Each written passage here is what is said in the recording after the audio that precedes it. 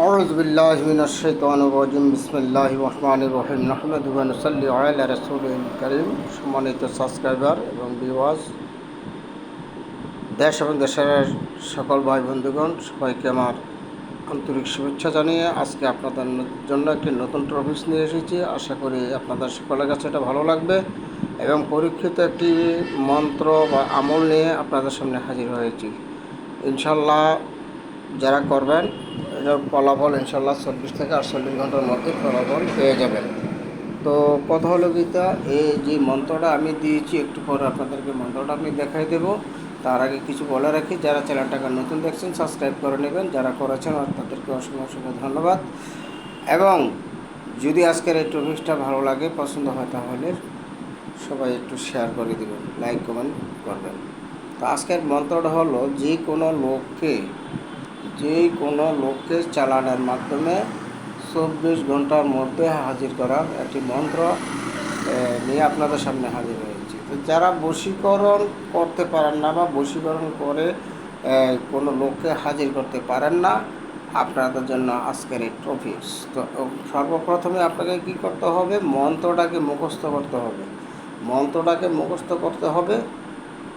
মন্ত্রটা মুখস্থ করে আপনারা কি করবেন, এবার একটা শনি মঙ্গলবারে আপনারা সিদ্ধি করে নেবেন। সিদ্ধি করে তারপরে কি করবেন জানেন, মন্ত্রটা যেদিন আপনারা কাজে লাগবেন, সিদ্ধি করতে হলে আপনার 108 বার মন্ত্রটা পরে সিদ্ধি করতে হবে। আর যেদিন সিদ্ধি করবেন বা মুখস্থ করবেন সেদিন আপনাকে জালালি ফরজ আদায় করতে হবে। মাছ গোস্ত খেয়ে যদি সিদ্ধি করেন বা পড়েন এই মন্ত্র কোনো কার্যকরী হবে না। এবং যেদিন আমল করবেন কাজ করবেন সেদিনও আপনাকে কি করতে হবে, এই নিরামিষ খেয়ে আপনাকে কাজ করতে হবে, ঠিক আছে? কোনো রকম পেঁয়াজ রসুন মাছ মাংস ডিম এগুলা খাবেন না, সেটা আমার থেকে আপনারা আরও ভালো করে জানেন। তো মুখস্থ করার পরে যে যখন সিদ্ধ হয়ে যাবে তখন আপনি অ্যাপ্লাই করবেন। কোনো লোককে দূর থেকে যদি কাছে আনতে হয় তখন আপনাকে এই জিনিসটা অ্যাপ্লাই করবেন। তো অ্যাপ্লাই করার নিয়মটা হলো, যে মন্ত্রটা আপনারা স্ক্রিনে কিছুক্ষণ পরে দেখবেন, সেই মন্ত্রটাকে আপনারা ভোজপত্রের উপরে লিখতে হবে। ভোজপত্রের উপরে যদি লেখেন ভালো হয়। ভোজপত্রের উপরে আপনারা লিখবেন। যদি আপনাদের কাছে কামসিন্দুর গরুজন থাকে তো এই দিয়া লাগবে, যদি না থাকে তাহলে মেশকা জারফান দিয়া লেখলেও হবে। তো আপনারা এই তাবিজটা আপনারা লেখার পরে 2টা তাবিজ দেবেন। মন্ত্রটাই মানে যে মন্ত্রটা আপনাকে দেখাই দিচ্ছি এখনই, এই মন্ত্রটা হলো চালানায় চলিয়া যাও 7 সমুদ্র 13 নদীর ওপারে ধরবি তো ছাড়বি না, ফল্লাকে না নিয়ে আসবি না, আসনে দোহাই কামাখ্যা মায়ের, যদি মন্ত্র নলাচরে কালী দইয়ের কুণ্ডলী ভেঙ্গে মহাদেবের পায়ে পড়ে। এই ছিল মন্ত্রটা। তো এখন আপনারা কী করবেন, মন্ত্রটা 2টা কাগজে লিখবেন। 2টা কাগজে লেখার পরে আপনারা কি করবেন, এই মন্ত্রটা 101 বার পরে ওই লিখিত কাগজের উপরে ফু দিবেন। 101 বার মন্ত্র পরে লিখিত কাগজের উপরে ফু দিবেন।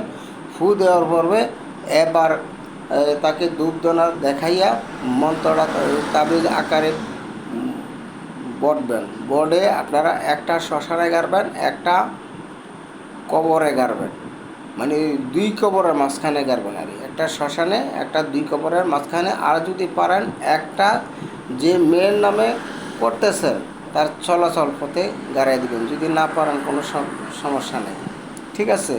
তারপর শ্মশান কবরে গাড়ানোর পরে, শ্মশান কবর কিন্তু তাবিজটা গাড়ানোর পরে এটা জাগ্রত করে দিয়ে আসতে হবে। যদি জাগ্রত মন্ত্র কারোর কাছে না থাকে তাহলে অন্যান্য চ্যানেল থেকে যে দেখে নেবেন। এবং তারপরে তাবিজটা গাড়াইয়া 7 বার মন্ত্রটা পরে 7টা থাপ্পড় দিয়ে আপনি চলে আসবেন। পিছের দিকে তাকাবেন না, সোজা বাড়ির দিকে চলে আসবেন, কারোর সাথে কোনো কথাবার্তা বলবেন না। যদি আপনি সঠিকভাবে কাজটা করতে পারেন আপনার কাজ সাকসেসফুল ইনশাল্লাহ। তো দেখবেন আপনার যে কাজের জন্য আপনার কাজ করেছেন সেই কাজ আপনার অচিরেই ইনশাল্লাহ সিদ্ধি হয়ে গেছে। তো টাইম বেশি লাগবে না, 24 থেকে 48 ঘন্টা সময় লাগিয়ে দেবে।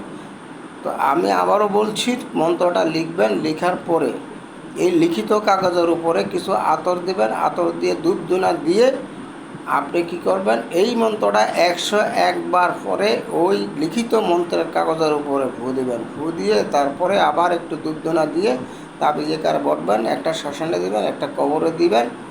তো যাওয়ার সময় কারোর সাথে কথা বলা যাবে না, আসার সময় কারোর সাথে কথা বলা যাবে না। আর এই কাজ করবেন রাত্রিবেলা, ঠিক আছে? দিনের বেলা করলে হবে না।